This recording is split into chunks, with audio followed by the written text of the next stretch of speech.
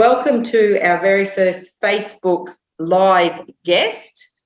So, yes, thank you, Helen. You're so welcome.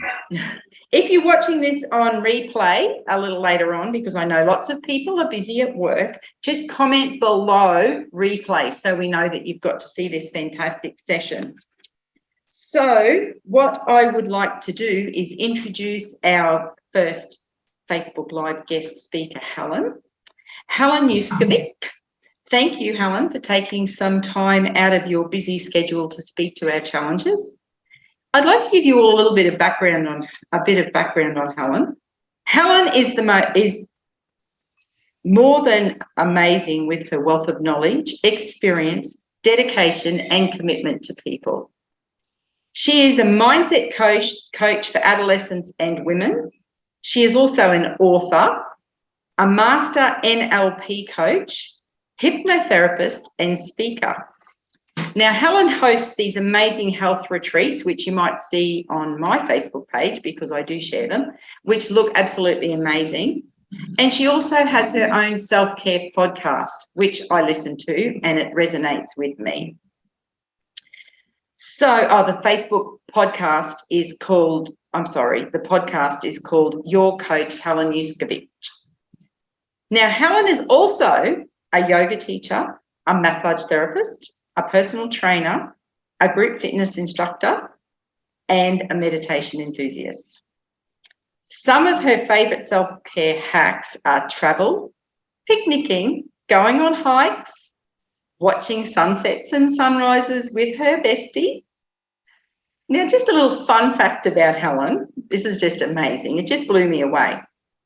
Helen used to be an actress on TV shows, Underbelly and Dozos, as well. Dozos, thank you. And she has also been working as an MC and a DJ. That is just wow. So, Helen, what a variety of skills and experience you have. That is just incredible. And you're less than 40. Yes, amazing. So thank you for doing this live for our challenges, because it is very special that you've been able to do that. We're super lucky to be able to have a mindset coach come on board. This doesn't happen very often, and especially that Helen is in Sydney, not Queensland, Hervey Bay. So it's great that we have the ability to be able to do this virtually now. I guess we so good.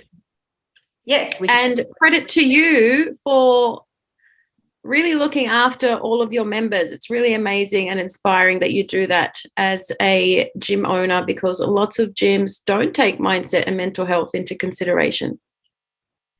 True, absolutely true. And we all know how much a good mindset is important when we're getting our head right to get in and do some exercise for ourselves. So I know everybody will be able to relate to what Helen has to talk about. So we need to get started. So Helen, instead of you asking the questions, I'm going to ask you a question. Can you tell our challengers how to set realistic goals? Oh, well, goals are just amazing things that help us keep making progress. And if you don't have goals, sometimes you can tend to lose direction in your life. Yeah. Because without a goal, you don't know where you're going sometimes, and you're just sort of waking up, working, being a mom, going to sleep, waking up, and you get this repetitive cycle that's not really inspiring. And sometimes you can lose your sense of identity and your sense of purpose when you don't have something that you're trying to achieve. And so the question was, how do you set realistic goals? Because I'm sure all of your challengees have set goals before. Yep. And that's why I put that post up yesterday saying, how is your New Year's resolution going? Because sometimes what happens statistically is that after the first 30 days to 90 days, everyone's fallen off the bandwagon with their New Year's goals. Yeah. And it's probably because it wasn't realistic. So then how do we set a realistic goal? There's two things that I like to do, and what I like to teach clients is the first thing is to set short-term goals as well. So not just long-term goals. So some people, say for weight loss, for example, They get so excited and they say, I want to lose 20 kilos. Yeah. Right? That's a lot to lose. So one thing that I would recommend or suggest to challengees that have a weight loss goal is to set a shorter term goal. So maybe to lose 5 kilos in 4 to 5 weeks, or 5 to 6 weeks. So once you set a short term goal and you achieve it, the dopamine hit that you get in your brain starts to get addicted to achieving goals. So all we have to do is train the mind and the brain that, yes, it can achieve a goal, and that's by setting a short-term goal. Now, the other thing that I like to do with the big scary goals, the lifelong goals as well, is to reverse engineer. So if you've got a big goal that you have in mind, you set the goal. So say it's, I want to live in Harvey Bay next to Julie Deakin. This is my goal, and have a beach near me every single day. That's a big goal. So I would write that down, and then I'd need to figure out, okay, so I'm here. How do I get there? So you'd start tracking your way backwards. So what I usually do is I go back in 3-month increments. So by that 3 months, I have to achieve this. By the 3 months before, I have to achieve that. You know, maybe it's a savings goal. Maybe it's a searching for houses goal. Maybe it's whatever it is that I need to do. Set up a meeting with the real estate agent, sign the contract, live next to Julie. Done. So that's the best way to do it, is to reverse engineer any big goals. And by big goals, I mean long term. So probably over 3 to 6 month goals will need a reverse engineer process. And all you have to do is just take some time out. So prioritize this, get excited about your goals, and then really want to achieve the goal, and you can actually achieve anything you want. So we've had quite a few people set goals for this challenge, and I guess the common one would be to lose 8 kilos across 8 weeks. Is that realistic from your perspective? So as a trainer, we advise anywhere from 0.5 kilo a week is a healthy, realistic goal to set. If you can lose 1 kilo a week on average, if you are overweight or obese, this is good. You can do that. If you are in a healthy weight range, that's not a good idea. So if you do have a weight loss goal, just speak to Lana and Julie just to assess you, to see if what you set is actually achievable and realistic for you, or if it's a healthy goal for you. Because sometimes what happens, women especially, is we get obsessed with this number that if I'm 58 kilos, I'm going to be happy. If I'm 65 kilos, I'm going to be happy. You know, I'm in a healthy sort of weight range, right? And I weigh closer to the 80 kilo mark than the 60 kilo mark. And it surprises people a lot.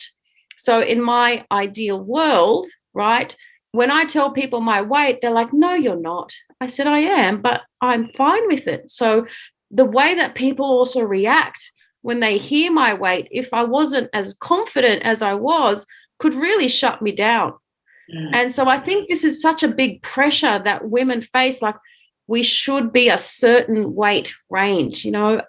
So yeah, speak to your coaches about your weight loss goals and then figure out a really healthy range that'll be good for you. So yes, Lana. Yes, hands up.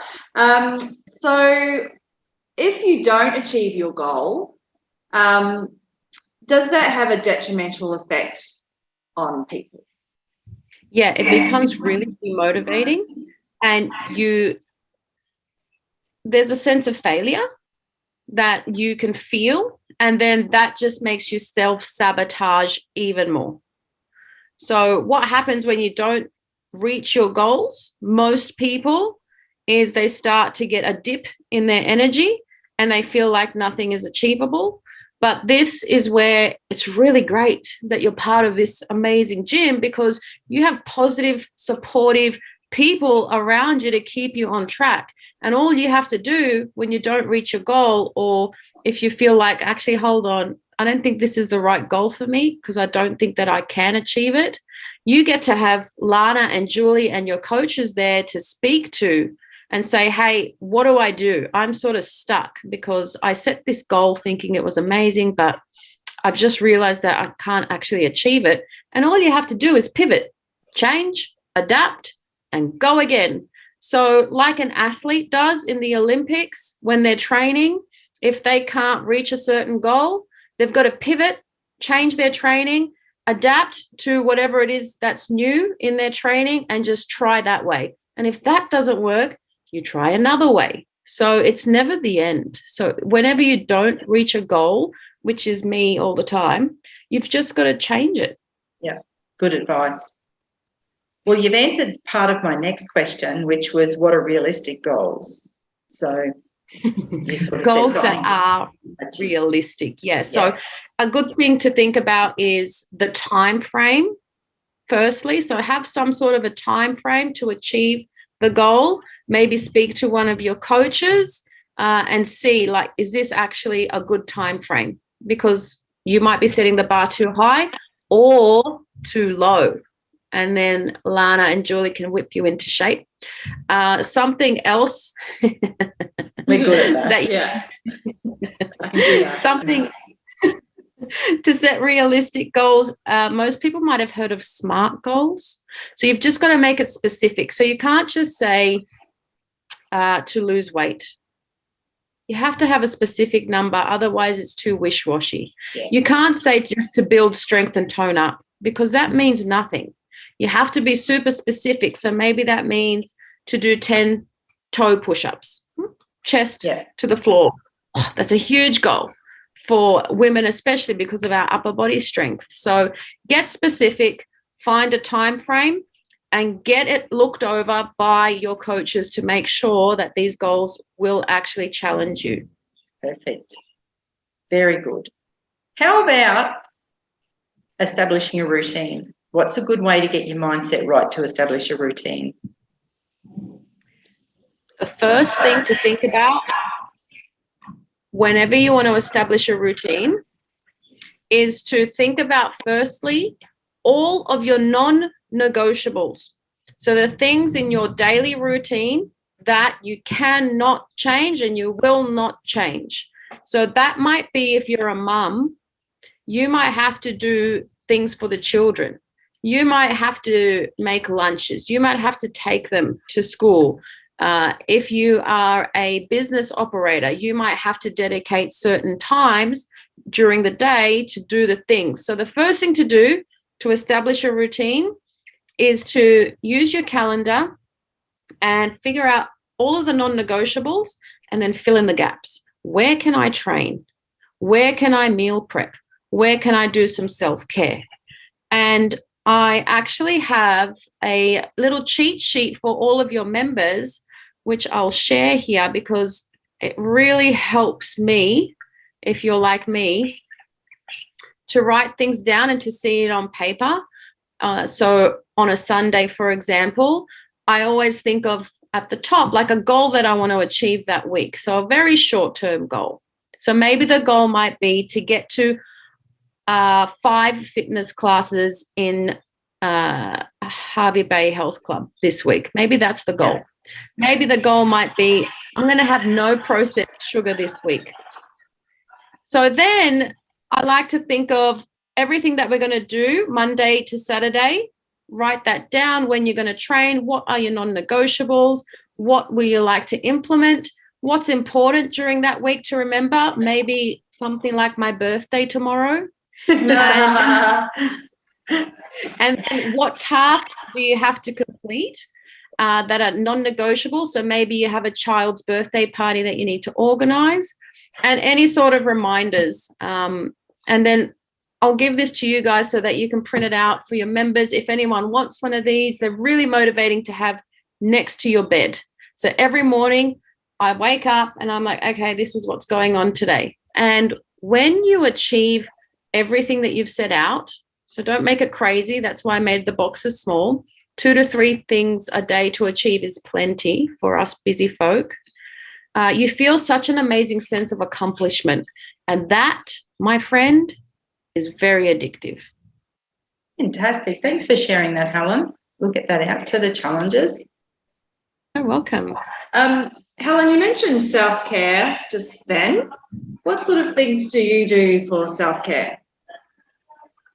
Well, I have a cheat sheet on that too. Ah. So what I will do is I'll give you my 22 favorite self-care hacks that we can maybe put up in your Facebook group, because I believe that as long as you do one self-care hack every single day, then you find balance and peace within your life.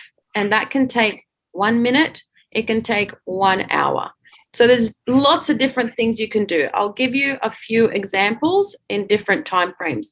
So if you have 10 seconds for self-care today because you're just flat out, the one thing that I would tell you to do is just to sit back, to close your eyes, and to take 10 breaths.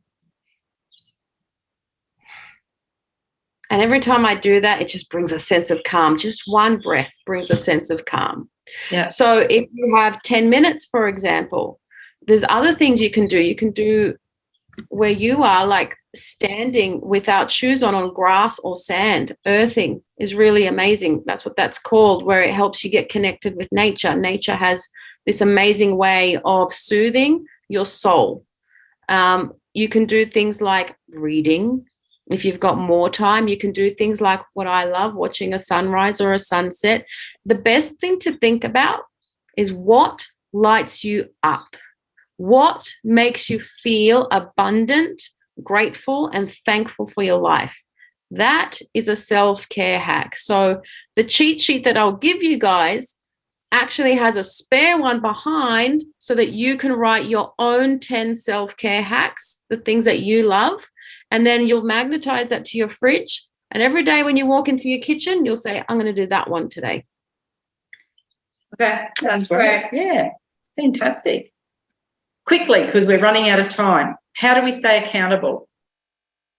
So accountability is key when you are doing a challenge. First and foremost, a challenge is a challenge, so there will be challenges. So don't sit there and think that it's going to be easy.